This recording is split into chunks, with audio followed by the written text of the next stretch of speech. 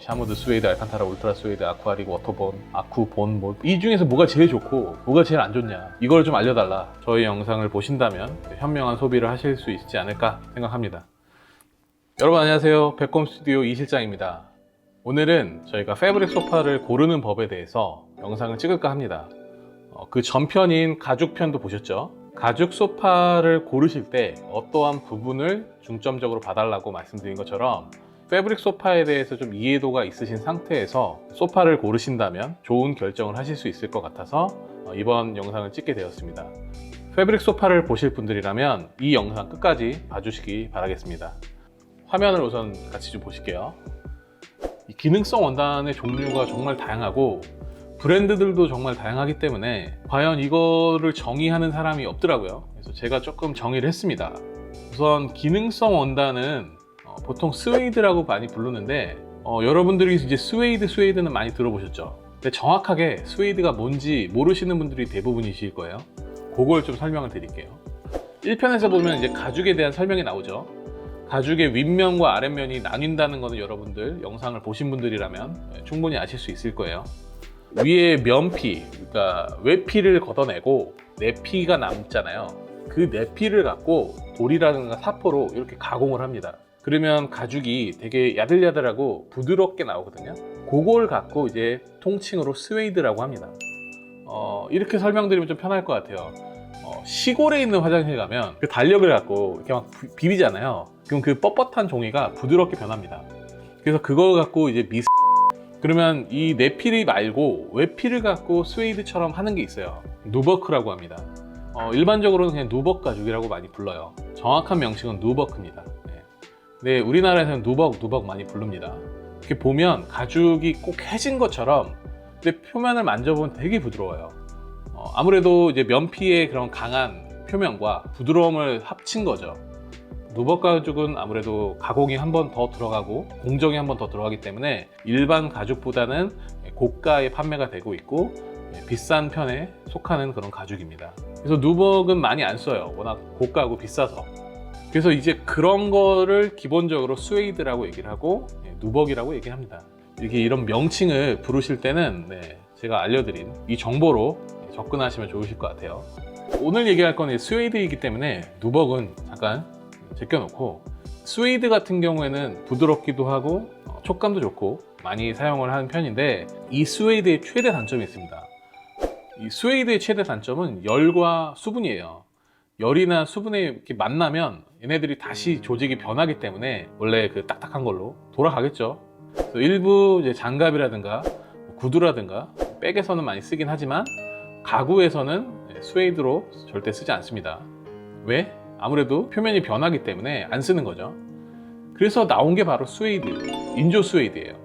이 인조 스웨이드는 쉽게 얘기하면 얘는 가죽이 아니에요. 얘는 패브릭이죠. 패브릭에 들어간 소재고 좀 만드는 방법이 좀 차이가 있어요. 원단은 기본적으로 실을 꼬아서 만들고요. 그 실을 갖고 면을 만드는 거고 이 스웨이드 같은 경우에는 이렇게 직조 방식으로 만들지 않고 아주 머리카락의 보통 몇백 분의 1로 된 아주 미세모로 표면을 씹는 겁니다. 그래서 이게 원단을 만드는 건데 제가 이렇게 샘플 하나 갖고 왔어요. 저희도 이 원단을 쓰기 때문에 과연 이게 얼마나 좋은가. 표면은 되게 부드러워요. 부드럽고 상당히 질긴 편입니다. 일반 원단보다도 더 짱짱한 것 같기는 해요. 근데 저는 계속 이거에 대해서 의문점이 있었거든요.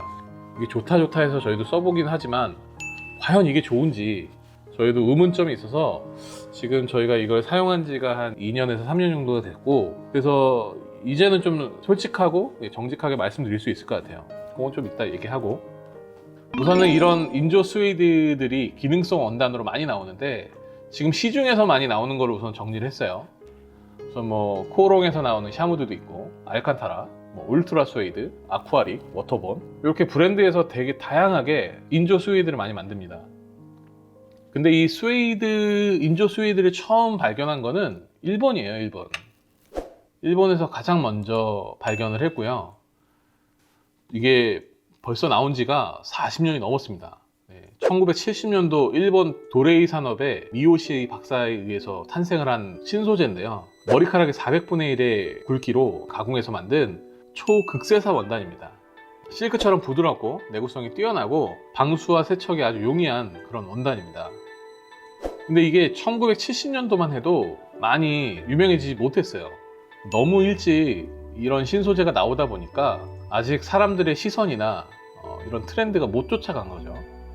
자기네들도 이걸 팔아 먹어야 되는데 이거를 이제 어디다 팔까 이제 고민을 하다가 유럽에서 한번 팔면 어떨까. 근데 자기네들 브랜드 파워로는 아무래도 힘드니까 이태리 브랜드랑 합작을 해서 만듭니다. 그게 그냥 알칸타라라는 브랜드예요. 알칸타라는 뭐 특별히 다른 얘기가 아니라 그냥 인조 스웨이드라는 말을 쓰기 싫었대요. 울트라 스웨이드라고도 부르는데 이 스웨이드라는 말이 아니라 아예 새로운 뭔가 창조하고 싶었던 거죠. 별 뜻 없어요. 그냥 부르기 좋아서 그렇게 썼다고 합니다. 그래서 유럽에서는 알칸타라라는 브랜드를 새로 런칭을 하면서 좀 고급화 전략과 럭셔리 전략으로 아예 새롭게 접근을 합니다. 그래서 요트라든가 스포츠카, 아주 비싼 럭셔리 세단 같은데 납품을 하면서 브랜드에 대한 인지도를 많이 끌어올립니다. 근데 제가 볼 때는 그렇게까지 비싼 소재는 아닌데 일부러 이렇게 고급화 전략을 쓰기 위해서 비싸게 하는 것 같아요. 폴리 소재가 비쌀 수가 없죠. 그리고 초기 공정이 뭐 들어가는 거는 비쌀 수도 있겠지만 이게 이제 대량 생산하면 할수록 효율성은 극대화되기 때문에 그렇게까지 비쌀 이유가 없어요. 그거를 어떻게 하냐면 한국에서 이제 코오롱에서 샤무드라는 제품을 내놓는데 알칸타라의 한 5분의 1 정도의 금액밖에 안 되거든요. 근데 거의 똑같습니다. 물론 완전 똑같다라고 볼 수는 없지만 거의 비슷해요. 뭐 만드는 방식이나 이런 거가 좀 다르고 촉감이라든가 모의 길이가 좀 다르고 뭐 모의 굵기나 밀도가 좀 차이가 있긴 하겠지만 거의 비슷하다고 보시면 돼요. 기능성 원단. 그러니까 우리나라에서는 지금 이게 되게 핫해요. 정말 많은 브랜드에서 이 원단을 쓰고 있고 일본에서 나오는 울트라 스웨이드도 있고 아쿠아릭도 있고 또 크바드라트에서 나오는 워터본도 있고 정말 다양한 그런 기능성 원단 인조 스웨이드가 많이 있습니다. 근데 얘네들의 얘기들은 다 좋은 얘기예요. 보풀이 안 생겨요, 자외선에 강해요, 마모도가 되게 강합니다, 뭐 이런 얘기가 대부분입니다. 뭐 반려견이 찢어도 보이시죠? 발톱으로 찍어도 원단이 워낙 튼튼하다, 이런 거에 대한 내용, 그리고 집먼드기가 서식을 못한다, 뭐 이런 거에 대한 아주 좋은 내용, 그리고 뭐 볼펜이든 케찹이든 마요네즈든 어떤 걸 묻혀도 다 물로 지울 수 있다, 이렇게 장점들만 얘기를 합니다. 뭐 알칸타라도 마찬가지예요. 다 좋은 얘기만 써놓습니다. 근데 이렇게 자기네들은 스웨이드가 아니라 뭔가 새로운 신소재라고 많이 얘기를 하는데, 그래서 이런 기능성 원단들이 정말 좋은지 또 안 좋은지 어떤지 이런 부분을 제가 좀 말씀을 드릴게요. 그러니까 지금 국내에서 나오고 있는 많은 기능성 원단들은 알칸타라와 울트라 스웨이드 이런 것들이 우리나라에서는 한 6, 7년 전부터 퍼지기 시작을 했고 지금은 이제 가장 핫하게 타오르고 있는 소재 중에 하나입니다. 그래서 너도 나도 지금 기능성 원단으로 소파도 만들고 뭐 의자도 만들고 침대도 만들고 다양하게 가죽 대용으로 많이 쓰고 있는데, 업체들이 항상 얘기하는 최고의 원단이고 과연 끝판왕이냐 말을 많이 하는데, 결론부터 말씀드리면 절대 그런 게 아닙니다. 그냥 원단의 한 종류일 뿐이지 그 이상 그 이하도 아니고요. 제가 보는 관점은 그냥 유행이라고 보시면 될 것 같아요. 그냥 유행이에요. 이 원단을 갖고 만드는 유행입니다. 저는 개인적으로 처음에는 이게 되게 좋아 보이고 매력적이라고 느꼈거든요. 3년 전에 처음 접했을 때는. 근데 지금은 생각이 많이 바뀌었어요. 그냥 저는 오히려 더 부드럽고 고급스러운 아넬린 가죽이 훨씬 더 매력적이고 더 좋은 것 같아요.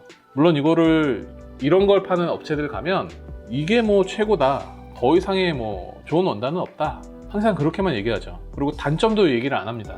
항상 장점만 얘기하지. 그러면 과연 이런 스웨이드라는 원단이 최고의 원단이냐 한번 볼까요? 네이버 쇼핑에 들어가면 정말 다양하게 나오죠. 이 네이버 쇼핑에서만 봐도 여기 아쿠아 텍스, 아쿠아 스웨이드, 아쿠아 소파, 아쿠아 뭐 엄청 많이 나와요. 샤무드, 예전에는 없었던 패턴이거든요. 예전에는 가죽이랑 패브릭밖에 없었어요. 근데 우리나라는 지금 아예 붐입니다. 붐. 이런 인조 스웨이드가 기능성 원단이 엄청나게 많이 나오고 엄청 팔리고 있습니다. 지금 제가 정렬을 뭘로 했냐면 네이버 쇼핑 랭킹 순으로 했어요. 와, 이거 하나만 볼게요. 금액은 이 정도 합니다. 여기 보면 여기도 신소재라고 나오죠. 이런 스웨이드 종류예요. 아쿠아 매직 프리미엄 원단이라고 써있네요. 표면도 비슷비슷하죠. 이게 이제 직조 방식이 아니라 미세모로 심어서 만든 거기 때문에 일반 원단과는 질적으로는 느낌적으로는 완전히 좀 차이가 있습니다. 똑같지가 않아요. 여기도 역시나 이런 기술이 있다. 커피를 쏟았거나 케첩을 흘렸어도 오염이 제거가 쉽다. 이렇게 나오죠.